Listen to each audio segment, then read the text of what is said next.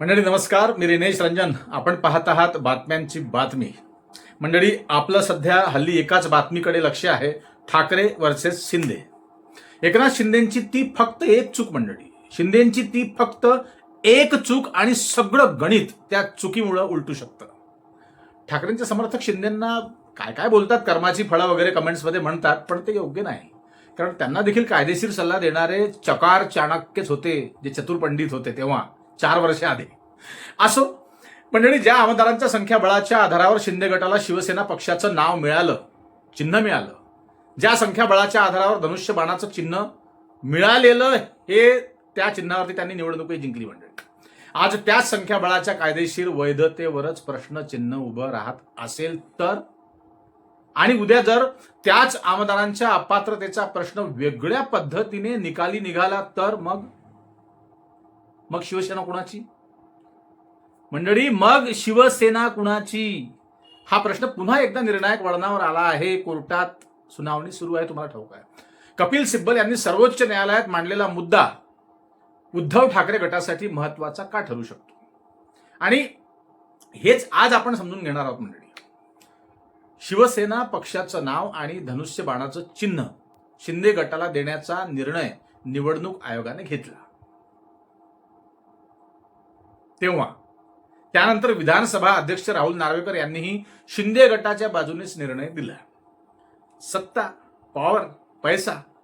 पण उद्धव ठाकरे गटाने या संपूर्ण प्रक्रियेला सर्वोच्च न्यायालयात आता आव्हान दिलं, आणि वकील आहेत कपिल सिब्बल साहेब. आणि आता या प्रकरणातला सर्वात महत्वाचा प्रश्न असा आहे मंडळी की विधिमंडळातील बहुमत म्हणजेच राजकीय पक्षाचं बहुमत असतं का, हा मुख्य महत्वाचा प्रश्न आहे. कपिल सिब्बल यांचा युक्तिवाद याच मुद्द्याभोवती फिरतो आहे. प्रत्येक सुनावणीमध्ये लक्षात घ्या, समजा एका पक्षाचे 40 आमदार एका बाजूला गेले, सोडून गेले, दगाफटका करून गेले, भिंत तोडून गेले, जे काय वॉटेवर, आणि उरलेले आमदार दुसऱ्या बाजूला राहिले, तर केवळ आमदारांची संख्या जास्त आहे म्हणून जास्त आमदार असलेला गटच मूळ राजकीय पक्ष ठरतो का? हाच युक्तिवाद सिब्बलांचा आहे. विधिमंडळ पक्ष आणि राजकीय पक्ष हे दोन वेगळे घटक आहेत. आमदारांची संख्या म्हणजे पक्ष नव्हे. पक्ष म्हणजे फक्त विधानसभेतील आमदार नव्हेत. पक्षाची संघटना, पक्षाची घटना, पक्षाची नेतृत्व रचना आणि पक्षाची राजकीय ओळख, या सगळ्यांचाही विचार करावा लागतो, असं कपिल सिब्बल यांचं म्हणणं आहे. असा त्यांचा प्रभावी युक्तिवाद आहे. आणि हाच मुद्दा या संपूर्ण प्रकरणाचा केंद्रबिंदू ठरू शकतो, लक्षात घ्या. आता येतो आणखी गंभीर प्रश्न, लक्षात घ्या. कोणता? अपात्रतेचा. शिंदे गटातील आमदारांच्या अपात्रतेचा प्रश्न आधीच न्यायालयीन प्रक्रियेत आहे, तुम्हाला ठाऊक आहे. अशा परिस्थितीत ज्या आमदारांच्या भवितव्यावरच प्रश्नचिन्ह आहे, त्यांच्याच संख्याबळाचा आधार घेऊन एखादा गट मूळ राजकीय पक्ष आहे असं ठरवता येईल का? हा ठाकरे गटाचा महत्वाचा सवाल आहे, अगदी महत्वाचा. आणि याच भोवती हा सगळा खटला फिरतोय मंडळी. कारण उद्या समजा काही आमदार अपात्र ठरले, जे काही गेले ते त्यापैकी, तर ज्या संख्याबळावर पक्षाचा दावा उभा करण्यात आला तेच संख्याबळ बदलू शकतं. मग मंडळी प्रश्न असा आहे, ज्यांच्या आमदारकीचं भवितव्यच न्यायालयाच्या निर्णयावर अवलंबून आहे, आमदारकीचं भवितव्य, त्यांच्या संख्येवर पक्षाची ओळख कायमची कशी ठरवता येईल? शक्यच नाही. ते डळमळीत आहे, उद्या काय होईल सांगता येणार नाही. याच ठिकाणी सिब्बल यांच्या युक्तिवादाचं महत्व वाढलं मंडळी, याच पॉइंटवर. आता दुसरा मोठा मुद्दा बघा, शिवसेनेची पक्षघटना. ठाकरे गटाचा युक्तिवाद अशा पद्धतीचा आहे की 2018 मधील पक्ष घटनेचा आणि त्या काळातील नेतृत्व रचनेचा विचार केला पाहिजे, असं त्यांची बाजू आहे. पण विधानसभा अध्यक्षांच्या निर्णयात 1999च्या पक्ष घटनेचा आधार घेण्यात आला, हे तुम्ही काल वाचलं असेल, ऐकलं असेल. आणि इथेच ठाकरे गटाचा प्रश्न आहे. आता बघा, 2018 मधील पक्ष घटना आणि नेतृत्व रचना बाजूला का ठेवण्यात आली, आणि पक्षाची अंतर्गत रचना तपासण्याचा अधिकार विधानसभा अध्यक्षांना नेमका कोणत्या मर्यादेत आहे, हा अधिकार त्यांना कुणी दिला? नार्वेकरांना. हा केवळ तांत्रिक प्रश्न नाही मंडळी, कारण याच मुद्द्यावरून मूळ पक्षाची ओळख कुणाची, हा प्रश्न निर्माण होतो. आता येतो आणखी एक महत्वाचा मुद्दा, तो आहे व्हीपचा. ठाकरे गटाचा दावा आहे की पक्षाचा अधिकृत व्हीप अस्तित्वात होता आणि शिंदे गटातील आमदारांनी त्या व्हीपच्या विरोधात मतदानही केलं. मग प्रश्न असा आहे की जर तो व्हीप अधिकृत पक्षाच्या वतीने देण्यात आला होता तर त्याच्या विरोधात मतदान करणाऱ्या आमदारांच्या कृतीचा अपात्रतेच्या संदर्भात विचार होणार नाही का? आणि जर त्या आमदारांवर अपात्रतेची कारवाई होण्याची शक्यता असेल समजा, तर त्याच आमदारांच्या संख्याबळावर, त्यांच्या संख्येवर मूळ पक्ष कोणाचा हे ठरवणं कितपत योग्य? पॉइंट जरा मुद्देसूद आहे मंडळी. हा कायदेशीर पेच आता अत्यंत महत्वाचा आहे. पेचच आहे कायद्याच्या चौकटीतला. मंडळी, इथे एक गोष्ट स्पष्ट सांगणं गरजेचं आहे. अंतिम निकाल अजून आलेला नाही, सुनावणी सुरू आहे. म्हणून शिवसेना ठाकरेंना मिळणारच असं आज ठामपणे म्हणणं योग्य ठरणार नाही. आता ठाकरे समर्थक बोलतायत कमेंट्समध्ये, माझ्या व्हिडिओ खालच्या कमेंट्स तुम्ही वाचा, भरभरून ठोकतायत शिंदे गटाला या प्रकरणात.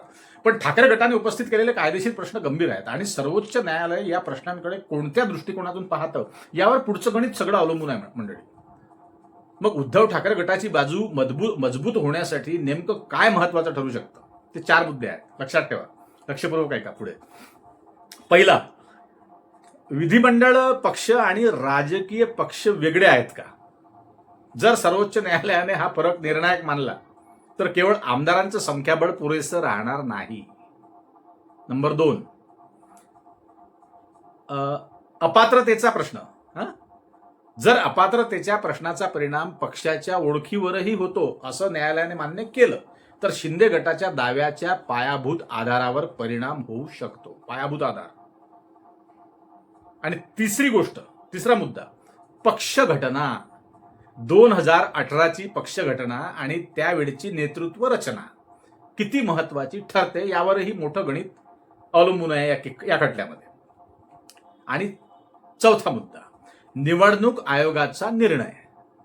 जर सर्वोच्च न्यायालयाला आयोगाच्या निर्णय प्रक्रियेत कायदेशीर त्रुटी आढळल्या तर त्या निर्णयाच्या भवितव्यावरच प्रश्न निर्माण होऊ शकतो.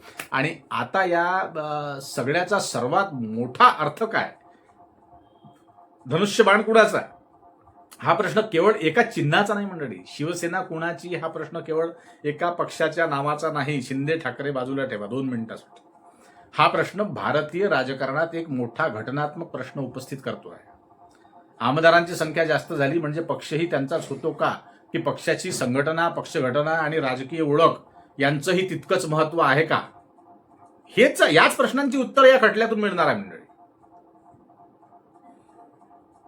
आणि नवं वळण मिळेल ह्या सगळ्या मुद्द्यांमुळे, या पॉइंट्समुळे. आता शिंदे गटाच्या भूमिकेकडेही आपण पाहायला हवं.